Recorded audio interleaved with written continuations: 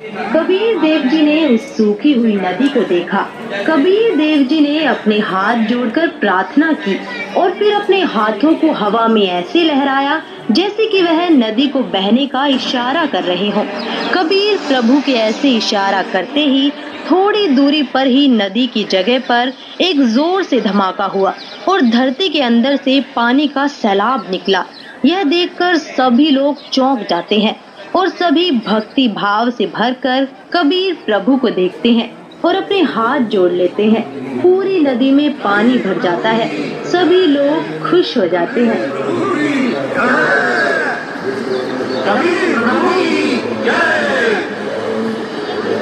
आदेश दे प्रभु। हुक्म दे मालिक।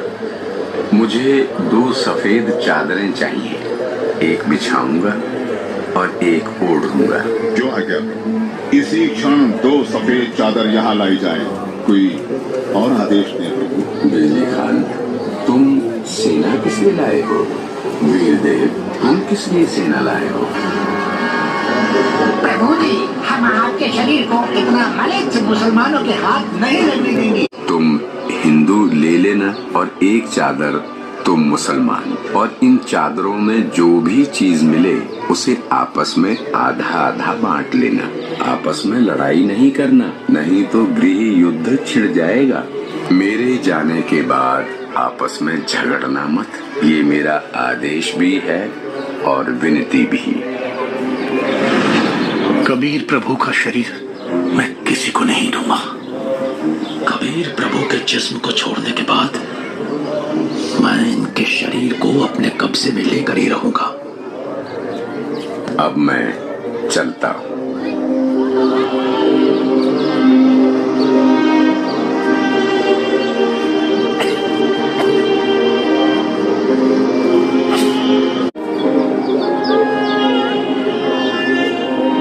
उठा लो पर्दा, इसमें नहीं है मुर्दा, इस चादर को उठाओ।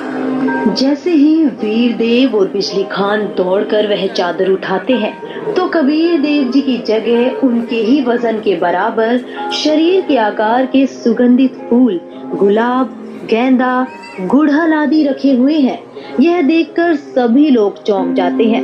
सभी लोग हाथ जोड़ लेते हैं। अब वीर देव की आंखों से आंसू निकलते हैं। बिजली खान की आंखें भी नम होती हैं।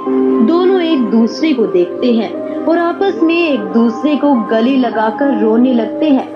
दोनों सेनाओं के सिपाही भी एक दूसरे को देखते हैं। वहां खड़े ब्राह्मण लोगों की आंखों से आंसू गिरने लगते हैं। रामशंकर